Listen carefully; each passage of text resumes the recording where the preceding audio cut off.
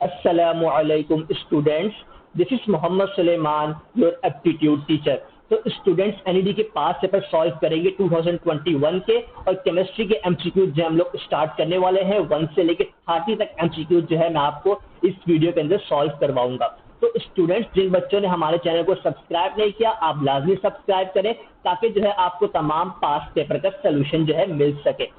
तो हमारे पास first MCQs क्या है, this one of the following pair has the same number of molecule. देखो बच्चे जो है इस सवाल को बहुत ज्यादा टाइम लगाते हैं सॉल्व करने के अंदर, उसकी वजह क्या है मैं आपको बताऊंगा। तो आपको सवाल में ये बोला गया बेटा आपको सेम नंबर ऑफ मॉलिक्यूल बताने के किस ऑप्शन के अंदर जो है सेम नंबर ऑफ मॉलिक्यूल आ रहे हैं। तो बेटा अपने पास एक पॉइंट को नोट आउट कर लो, अगर आपके पास मोल जो है सेम आ जाता है इसका मतलब यह कि आपके पास नंबर ऑफ मॉलिक्यूल भी क्या होगा, सेम होगा। तो बेटा आपने ख्वारी करनी नहीं है ना, आपने सिर्फ डायरेक्ट मोल निकालना है। मोल निकाल लोगे तो आपको आइडिया हो जाएगा कि आपका नंबर ऑफ मॉलिक्यूल जो है कहां पर सेम आ रहा है। तो अपना टाइम को सेव करना है, ठीक है। तो मोल का फॉर्मूला क्या होता है आपको पता है, N is equal to mass divide by molecular mass, ठीक है बेटा। अब देखो पहला वाला ऑप्शन की तरफ आओ, यहाँ पर 10 ग्राम है, आपने 10 डिवाइड बाय क्या करना है H2 कितना होता है आपके पास 2 होता है, ठीक है। अब साथ में क्या है 10 डिवाइड बाय CH4 क्या होता है 16 होता है। आपको पता है यहाँ से नंबर ऑफ मोल जो है सेम नहीं आ रहे, तो आपका ए ऑप्शन जो है क्या हो जाएगा, क्रॉस हो जाएगा। अब बी ऑप्शन की तरफ मूव करो, बी ऑप्शन में क्या है 10 डिवाइड बाय 2 है, तो आपने 10 डिवाइड बाय 2 कर दिया। अब 50 डिवाइड बाय 16 है, 50 डिवाइड बाय 16 है। सॉल्व करोगे नंबर ऑफ मोल सेम नहीं आएंगे, ठीक है। ऑप्शन नंबर 3 की तरफ आओ, आपके पास बी भी जो है गलत हो गया। अब सी में देखो 10 डिवाइड बाय 2 किया और 80 ग्राम डिवाइड बाय 16 किया, तो बेटा दोनों को सॉल्व करो, दोनों से आपके पास आंसर जो है 5 आएगा। मतलब आपके पास नंबर ऑफ मोल जो है सेम आ चुके हैं। अगर आपके पास नंबर ऑफ मोल सेम आ चुके हैं इसका मतलब ये है कि आपके पास नंबर ऑफ मॉलिक्यूल भी क्या होंगे, सेम होंगे। तो आपके पास सी वाला ऑप्शन जो है करेक्ट होगा। इसी तरह आप डी को भी चेक कर लेना, 10 डिवाइड बाय 2 और 16 डिवाइड बाय 16, यहाँ से आपके पास 5 आ रहा है, यहाँ से आपके पास क्या आ रहा है 1 आ रहा है, तो ये भी गलत हो जाएगा आपके पास। तो बेटा आपने इसको जो है टाइम सेविंग एमसीक्यूज बनाना है, ठीक है। वो किस तरह बना सकते हैं कि आपने सिर्फ और सिर्फ नंबर ऑफ मोल फाइंड करना था, बल्कि आपने इसके अंदर वो फाइंड नहीं करना नंबर ऑफ मॉलिक्यूल के, ताकि आप टाइम सेव कर सको। एमसीक्यूज नंबर 2 की तरफ मूव करते हैं। Rain drops have spherical shape because a sphere has the least dash. तो बेटा आपको बोला जा रहा है कि जो रेन का ड्रॉप है उसका जो है स्फेरिकल शेप होता है, because a sphere has dash, तो आपको बताना है इसके अंदर। तो बेटा जो आपके पास स्फीयर होता है, जो उसका जो लीस्ट क्या होता है, उसका सरफेस एरिया जो है क्या होता है, लीस्ट सरफेस एरिया। तो आपको अपना ऑप्शन तो समझ में आ गया, हमारे पास ये ऑप्शन ठीक है। बेटा एक और चीज आपको यहाँ पे मैंने बतानी है कि अगर आपके पास स्फीयर का जो लीस्ट सरफेस एरिया बन रहा है इसका मतलब क्या है कि आपके पास सरफेस टेंशन जो है वो क्या होगी, ज्यादा होगी। तो बेटा अगर आपके पास एमसीक्यू जो है सरफेस टेंशन का आता तो आपको ये चीज पता होनी चाहिए थी कि भाई सरफेस टेंशन जो है हाई होती है, ठीक है बेटा। तो इसको अपने पास दोनों चीजों को नोट कर लो कि sphere has least surface area, तो hence surface tension will be high, ठीक है। तो अपने पास इस पॉइंट को नोट करो। एमसीक्यूज नंबर 3 की तरफ मूव करते हैं। एमसीक्यूज नंबर 3 के अंदर, on moving from left to right across a period in periodic table the size of atom. तो बेटा आपको बताना है कि लेफ्ट से राइट मूव करते हुए पीरियोडिक टेबल के अंदर साइज ऑफ एटम क्या होता है। तो बेटा अगर आप लेफ्ट से राइट मूव कर रहे हो तो आपको पता है ये क्या कहलाता है, पीरियड कहलाता है, ठीक है। और अगर आप जो है अप से डाउन आ रहे हो तो ये आपके पास क्या कहलाते हैं, ग्रुप कहलाते हैं, ठीक है। तो लेफ्ट से राइट मूव करने के ऊपर जो है आपके पास जो साइज ऑफ एटम होता है वो क्या होता है, डिक्रीज होता है। क्या होता है, डिक्रीज होता है। अभी मैं आपको समझाऊंगा, अभी आप टेंशन मत लें। जब आप अप से डाउन आ रहे तो आपके पास क्या होगा, इंक्रीज होगा, ठीक है। अब देखो साइज ऑफ एटम जो है डिपेंड किसके ऊपर करता है, दो चीजों के ऊपर डिपेंड कर रहा होता है आपके साइज ऑफ एटम। या तो वो न्यूक्लियर चार्ज पर डिपेंड कर रहा होता है, न्यूक्लियर चार्ज, या फिर वो डिपेंड कर रहा होता है नंबर ऑफ शेल के ऊपर, ठीक है। जब आप लेफ्ट से राइट मूव करते हो तो आपके पास शेल जो है चेंज नहीं होता, ठीक है। आपके पास जो है शेल क्या होता है, रिमेन सेम रहता है। क्या रहता है, रिमेन सेम रहता है। जबकि आप जब अप से डाउन जा रहे होते हो, ग्रुप में मूव कर रहे होते हो, तो आपके पास जो है शेल इंक्रीज हो रहा होता है बेटा, ठीक है। शेल इंक्रीज हो रहा होता है, इस वजह से जो आपके पास जो एटॉमिक साइज है, साइज ऑफ एटम है, वो क्या हो रहा है, इंक्रीज हो रहा है, और यहाँ पर क्या हो रहा है आपके पास, डिक्रीज हो रहा है। ठीक है, तो आपके पास कौन सा ऑप्शन ठीक होगा, आपके पास जो है ए वाला ऑप्शन जो है करेक्ट आंसर होगा। अपने पास अब एक और चीज को अपने यहाँ पर नोट करना है कि आपको पता चले साइज ऑफ एटम क्या हो रहा है, यहाँ पर डिक्रीज हो रहा है। तो यहाँ पर आपके पास एटॉमिक रेडियस है ना, वो भी बेटा डिक्रीज होगा। एटॉमिक रेडियस जो है वो भी क्या हो जाएगा, डिक्रीज हो जाएगा लेफ्ट से जब आप राइट की तरफ मूव करेंगे पीरियड के अंदर। और यहाँ पर क्या होगा, ग्रुप के अंदर एटॉमिक रेडियस जो है आपके पास ज्यादा हो जाएगा। तो आपने इस एमसीक्यू को जो है इस तरह सॉल्व करना है। एमसीक्यू नंबर 4 की तरफ मूव करते हैं कि melting and boiling point gradually dash in a periodic table from left to right. Again जो आपको पता है ये पीरियड के अंदर पूछा गया आपसे कि भाई आप लेफ्ट से राइट मूव कर रहे हो, तो आपका जो मेल्टिंग एंड बॉइलिंग पॉइंट है वो क्या होगा, ज्यादा होगा, कम होगा, कांस्टेंट रहेगा, तो आपको जो है ये बताना है। ठीक है, तो आपने अपने पास यहाँ पर कुछ चीजें नोट करनी है। वो देखो यहाँ पर इसने क्या बोला गया है कि आपको सिर्फ मिडल तक मूव करना है। ठीक है बेटा, आपको पता है कि जब आप लेफ्ट से राइट मूव करते हो तो आपका एटॉमिक जो साइज है वो क्या होता है, कम हो जाता है। एटॉमिक साइज कम होने की वजह से जो है आपके पास जो डेंसिटी है, डेंसिटी आपके पास जो है ज्यादा हो जाती है, और इसकी वजह से जो है आपके पास जो मेल्टिंग एंड बॉइलिंग पॉइंट है ना, ये भी आपके पास क्या हो जाते हैं, ज्यादा हो जाते हैं। मेल्टिंग एंड बॉइलिंग पॉइंट जो है ज्यादा हो जाते हैं।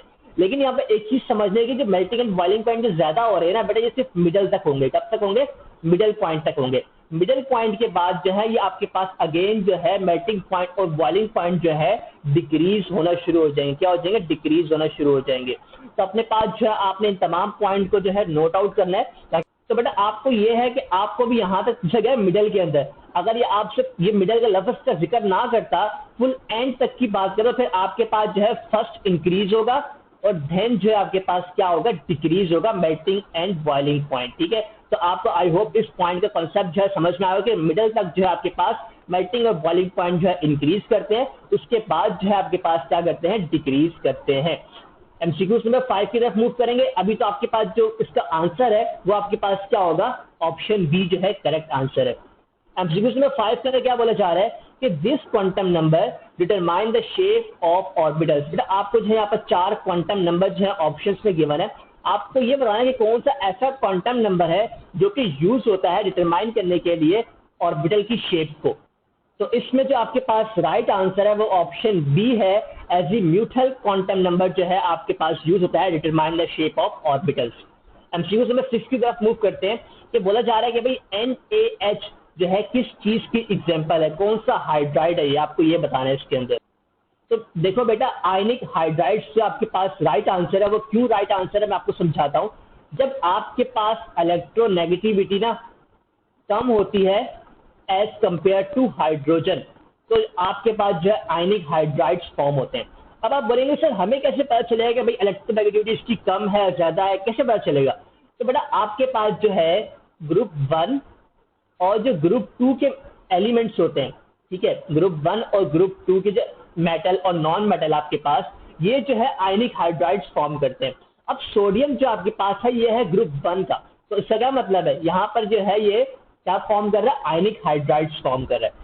एक और मिस्टेक बच्चे क्या करते हैं, बाज दफा आपको आयनिक हाइड्राइड्स का ऑप्शन जो है पेपर में सवाल में जो है गिवन नहीं होगा। तो आयनिक हाइड्राइड्स का जो दूसरा नाम है वो क्या होता है, सेलिन हाइड्राइड्स। ठीक है, ये भी आयनिक हाइड्राइड्स का जो है दूसरा नाम है। तो बेटा अगर आपके पास ऑप्शन में ये होगा तो आपने इसके ऊपर जो है टिक लगाना है। ठीक है, एमसीक्यू नंबर 7 की तरफ मूव करते हैं। आपको यहाँ पर जो है एक रिवर्सिबल रिएक्शन गिवन है और आपको यहाँ पर सवाल में कंडीशन गिवन है, तो आपको ये बताना है कि कौन सी कंडीशन जो है इसके अंदर ट्रू है। ठीक है, तो बेटा इसको मैं यहाँ पर एक दफा नोट लिख के दिखाता हूँ, N2 + O2, और ये साइन आपको शो कर रहा है कि आपके पास रिवर्सिबल रिएक्शन है और 2NO2। इसमें आपको बेसिकली क्या करना था, आपको डेल्टा N निकालना है। डेल्टा N आपके पास क्या होता है कि रिएक्टेंट साइड को के मोल को माइनस करवा दो प्रोडक्ट के साइड पे। ठीक है, अब यहाँ पे आपके पास क्या है, इसका मोल कितना 1 है, इसका भी कितना है 1 है, तो 1 + 1 कितना हो जाएगा 2 हो जाएगा। अब माइनस करो प्रोडक्ट साइड के, तो प्रोडक्ट में कितना यहाँ भी 2 है, तो 2 - 2 क्या हो गया, आपके पास 0 आ गया। जब आपके पास डेल्टा N 0 आता है इसका मतलब है कि आपके पास Kc और Kp जो है दोनों आपस में बराबर है। तो आपके पास कौन सा ऑप्शन ठीक है, ऑप्शन ए जो है आपके पास राइट आंसर है। एमसीक्यू नंबर 8 की तरफ मूव करते हैं। Solvable process is also called dash. तो बेटा सॉल्वेबल प्रोसेस का दूसरा जो नेम है उसको हम लोग कहते हैं अमोनिया सोडा प्रोसेस। तो आपके पास जो है बी ऑप्शन करेक्ट आंसर है। MCQs number 9, this is an intensive property. बेटा इस एमसीक्यूज को जो है आप लोग तब सॉल्व कर पाएंगे जब आपको जो है कॉन्सेप्ट होगा इंटेंसिव का और एक्सटेंसिव प्रॉपर्टीज का। तो पहले इनकी डेफिनेशन को समझते हैं, फिर हम जो है इस एमसीक्यूज को सॉल्व करेंगे। तो बेटा इंटेंसिव प्रॉपर्टी वो होती है जो कि डिपेंड ना करे आपके साइज या क्वांटिटी ऑफ मैटर के ऊपर, नॉट डिपेंड अपॉन मैस या साइज ऑफ मैटर। ठीक है, इतना आपको समझ में आ गया। अब एक्सटेंसिव जो है इसका उलट है, वो क्या होती है, वो डिपेंड कर रही होती है, डिपेंड अपॉन मैस। ठीक है बेटा, अब देखो मैं आपको जो है एग्जांपल की हेल्प से समझाऊंगा कि इन दोनों में डिफरेंस क्या है। ठीक है, मिसाल के तौर पे अगर मैं लेता हूं कि मेरे पास जो है एक 1 लीटर ऑफ वाटर है, कितना 1 लीटर ऑफ वाटर। ठीक है, और उसके अलावा जो है मेरे पास है 100 लीटर ऑफ वाटर। अब देखो दोनों के जो है मैस डिफरेंट है, एक का 1 लीटर है, एक का 100 लीटर है। ठीक है, अगर मैं डेंसिटी की बात करूंगा ना तो डेंसिटी जो है दोनों की सेम रहेगी, आप चाहे 1 लीटर की ले चाहे आप 100 की ले, क्योंकि आपको पता है कि वाटर की डेंसिटी जो है सेम रहती है। तो इसका क्या मतलब है कि मैस के ऊपर जो है डेंसिटी डिपेंड नहीं कर रही, तो डेंसिटी आपके पास क्या कहलाएगी, इंटेंसिव प्रॉपर्टी कहलाएगी।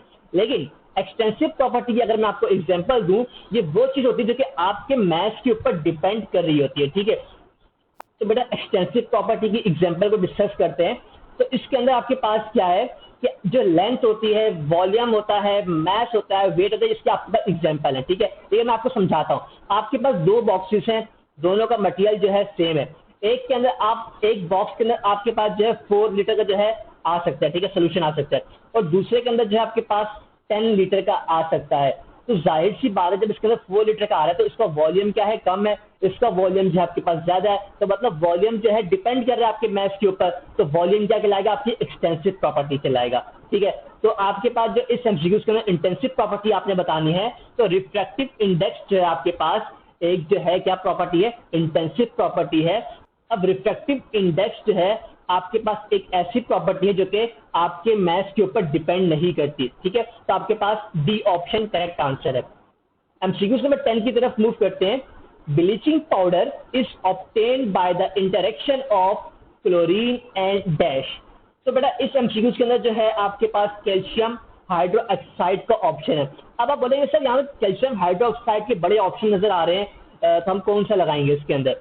तो बेटा इसके अंदर आपके पास जो कंसंट्रेटेड सॉल्यूशन ऑफ CaOH2 है ना, ये आपके पास जो है राइट आंसर है इसके अंदर, ऑप्शन बी। ठीक है, एमसीक्यू नंबर 11 की बात करते हैं। A system absorb 20 joule energy at constant volume. तो आपको चेंज इन इंटरनल एनर्जी बताना है। ठीक है बेटा, आपको फर्स्ट लॉ ऑफ थर्मोडायनेमिक्स पता है कि delta E is equal to Q minus delta W। ठीक है बेटा, अब देखो वॉल्यूम कांस्टेंट हो चुका है, मतलब वर्क डन क्या होगा, 0 के बराबर होगा। तो आपको समझ में आया कि आपका जो आंसर है delta E is equal to delta Q के बराबर है। ठीक है, मतलब आपको सवाल देख के समझ में आ गया यार, आपको 20 जूल गिवन था और अब आपके पास वर्क डन 0 होगा, तो मतलब ये क्या, दोनों का आंसर सेम होगा। तो आपने जो है डी ऑप्शन पे करेक्ट लगा देना आंसर।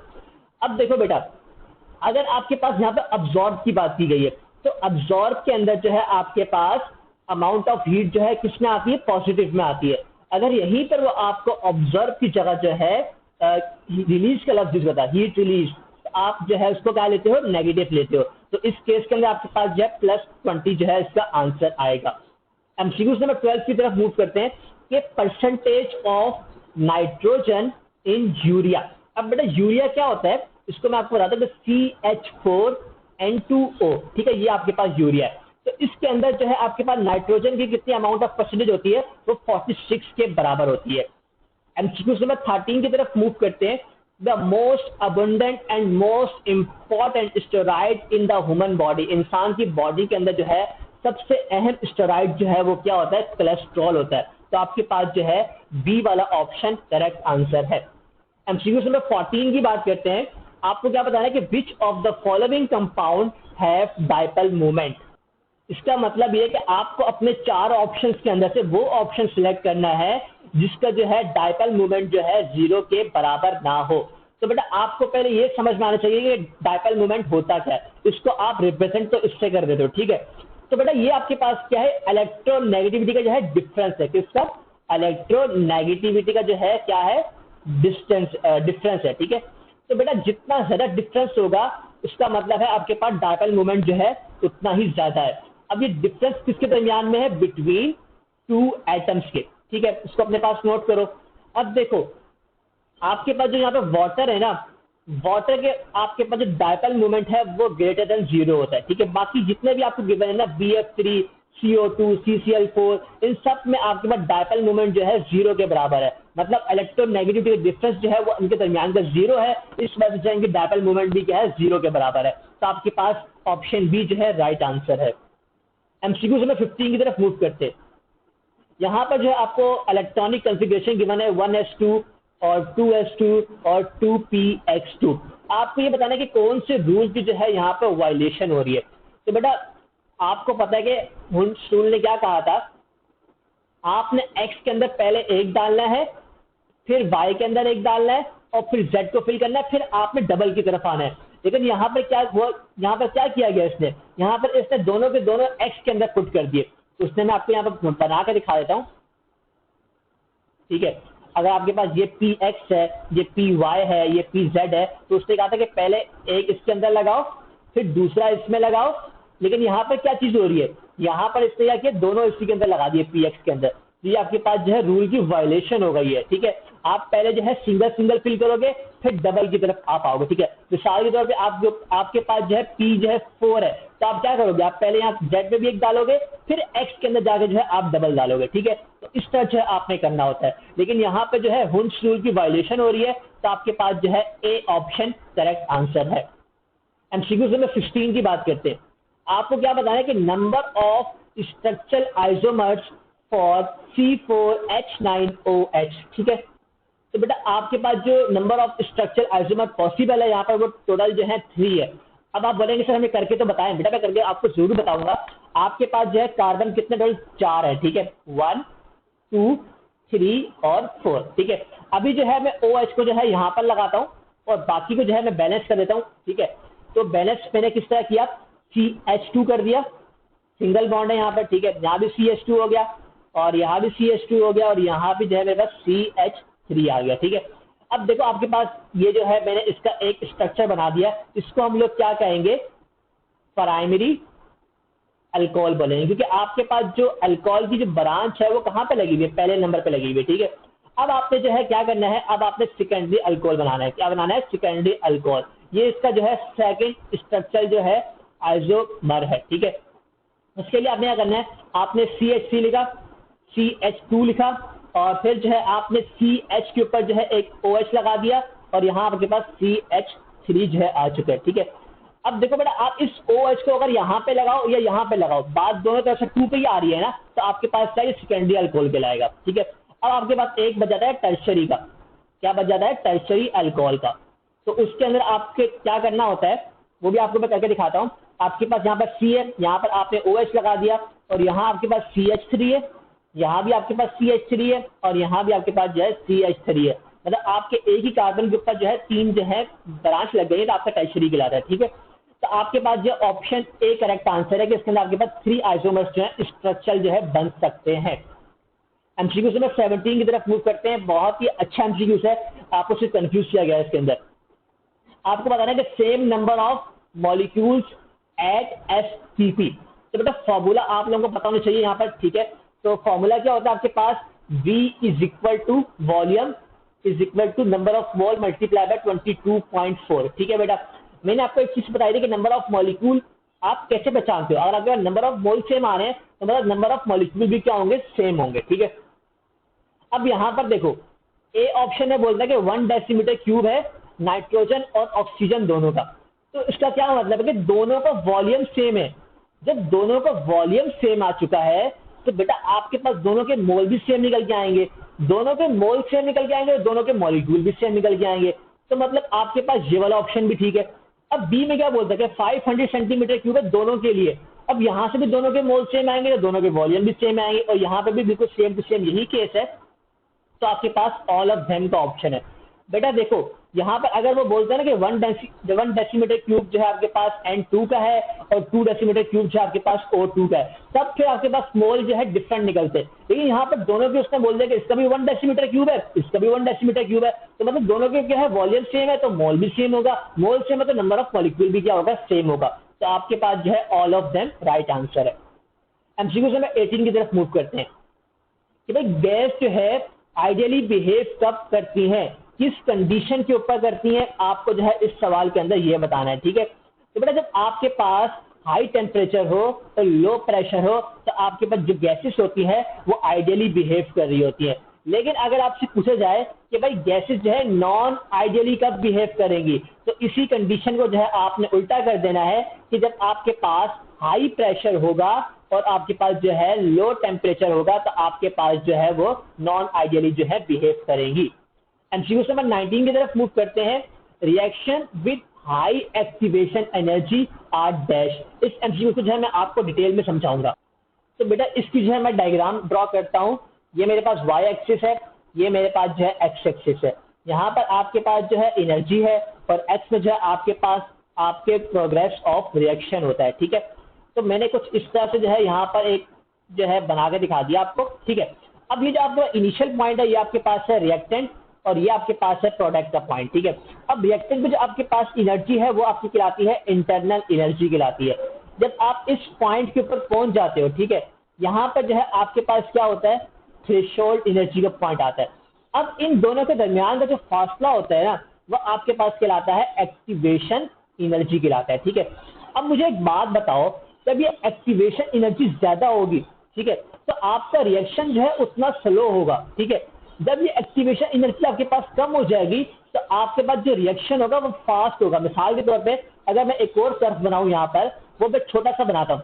जब मैं छोटा सा बनाऊंगा तो उसका मतलब क्या है, मेरी एक्टिवेशन एनर्जी क्या हो गई है, कम हो गई है। एक्टिवेशन एनर्जी कम हो गई तो मेरा रिएक्शन क्या होगा, फास्ट हो जाएगा। तो अभी देखो बेटा यहाँ पर एक्टिवेशन एनर्जी जो आपके पास ज्यादा है तो आपका रिएक्शन क्या होगा, स्लो होगा। तो आपने इस एमसीक्यू को जो है इस तरह समझना है। ठीक है, तो दोनों तरीके जो है मैंने आपको बता दिए। अगर आपसे वो हाई एक्टिवेशन देता है तो आपने स्लो पे लगाना है, अगर वो आपको लो एक्टिवेशन बोलता है तो फिर आपने जो है रिएक्शन हाई के ऊपर लगाना है। एमसीक्यू नंबर 20 की तरफ मूव करते हैं। The molarity of a solution containing 20 gram of NaOH dissolved into 1 decimeter cube solution will be dash। तो बेटा इस न्यूमेरिकल को जब हम लोग यहाँ पर सॉल्व करते हैं कि आपको सवाल में क्या गिवन है कि आपको मैथ गिवन है। ठीक है, और आप मोल जो है मोलर मास खुद निकाल सकते हो। आपको पता है कि मोलर मास जो है NaOH का वो किसके बराबर होता है, 40 के बराबर होता है। ठीक है, 40 ग्राम पर मोल। ठीक है, आपने यहाँ पर ये निकाल लिया। ठीक है, अब आपका नंबर ऑफ मोल आ जाएगा। नंबर ऑफ मोल क्या होता है, मास डिवाइड बाय मोलर मास। ठीक है बेटा, 20 को डिवाइड करोगे 40 से क्या आ जाएगा, 1/2 आ जाएगा। अब नंबर ऑफ मोल जो आपके पास निकल के आए 1/2 मोल निकल के आए जो 0.5 के बराबर होते हैं। आपने फाइंड क्या करना है, आपने मोलैरिटी फाइंड करनी है। अब मोलैरिटी का फॉर्मूला क्या होता है, M = N divide by V। N आपके पास क्या है, number of mole of solute, और V जो है आपके पास वॉल्यूम ऑफ सोल्यूशन। N आपने फाइंड किया 0.5, आपने 0.5 पुट कर दिया। वॉल्यूम ऑफ सॉल्यूशन आपके पास जो है 1 डेसीमीटर क्यूब है। 1 डेसीमीटर क्यूब जो है बेटा 1 लीटर के बराबर होता है। ठीक है, तो आपने ऑप्शन देगा, आपके पास ऑप्शन में सारा लीटर है तो मतलब आप जो है 1 पुट कर देंगे। ठीक है, अगर यहाँ पे सेंटीमीटर क्यूब होता तो फिर आप इसको कन्वर्ट करते हैं। ठीक है, अब 0.5 आपके पास जो है इसका आंसर आ जाएगा 0.5 मोल पर लीटर। ठीक है, तो कौन सा ऑप्शन ठीक है, ऑप्शन ए जो है आपके पास राइट आंसर है। एमसीक्यू नंबर 21 की तरफ मूव करते हैं। When metallic sodium in ether is heated with an alkyl halide, a higher alkane is formed। इस रिएक्शन को हम लोग क्या कहते हैं, वुड्स रिएक्शन कहते हैं। तो आपके पास ऑप्शन बी जो है इसका राइट आंसर है। एमसीक्यू नंबर 22 की तरफ मूव करते हैं कि बोला जा रहा है कि अगर आप हाइड्रोजन को रिमूव कर देंगे एल्केन से तो आपके पास क्या चीज प्रोड्यूस होगी, मैं आपको एग्जांपल से समझाऊंगा।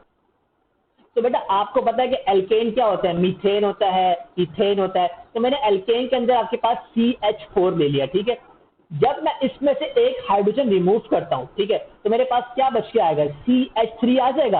अब CH3 आपके पास क्या है, ये मिथाइल निकल जाए तो मिथाइल आपके पास कौन से ग्रुप में आता है, अल्काइल ग्रुप में आता है। तो इसका क्या मतलब है कि अगर आप एल्केन में से एक हाइड्रोजन निकाल ले तो यहाँ पर देखो H4 तो यहाँ पर H3 हो गया, एक हाइड्रोजन आपने निकाल दिया। तो आपके पास क्या फॉर्म हुआ, अल्काइल ग्रुप फॉर्म हुआ। एक और एग्जांपल देखो, अगर आपके पास यहाँ पर इथेन है C2H6, अगर मैं एक हाइड्रोजन कम करूं तो C2H5 आ जाएगा। अब C2H5 क्या आपके पास, ये आपके पास है इथाइल है, ठीक है बेटा।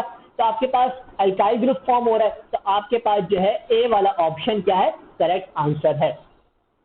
एमसीक्यू नंबर 23 की बात करते हैं कि isomerism which involve compound having the same molecular formula, molecular formula जो है आपके पास सेम है बट डिफरेंट फंक्शनल ग्रुप, और आपके पास जो फंक्शनल ग्रुप है वो क्या है, डिफरेंट है। तो आपके पास कौन सा आइसोमेरिज्म फॉर्म होगा, फंक्शनल ग्रुप आइसोमेरिज्म। तो आपके पास ऑप्शन सी जो है राइट आंसर है। एमसीक्यू नंबर 24 की तरफ मूव करते हैं। Element in which d orbitals are in the process of completion are called element dash। तो बेटा आपके पास जो है आउटर ट्रांजिशन जो है आपके पास राइट आंसर है। एमसीक्यू नंबर 25 की तरफ बात करें तो उसके अंदर आपको क्या चीज गिवन है, एमसीक्यू नंबर 25 के अंदर ये बोला जा रहा है अगर आप टेम्परेचर को इंक्रीज करो और आपका जो सिस्टम है इन्वॉल्व कर रहा है एक्सोथर्मिक रिएक्शन, तो आपका जो रिएक्शन है वो किस तरफ मूव करेगा, रिवर्स डायरेक्शन में मूव करेगा या फिर जो है फॉरवर्ड डायरेक्शन के अंदर मूव करेगा। तो मैं आपको दोनों केस जो है समझाऊंगा। तो बेटा जब आपसे बात की जाएगी ना एक्सोथर्मिक रिएक्शन की और आपका टेम्परेचर जो है इंक्रीज हो रहा होगा, तो आपका जो रिएक्शन है वो मूव करेगा रिवर्स डायरेक्शन के अंदर, ठीक है। इसको अपने पास नोट करो।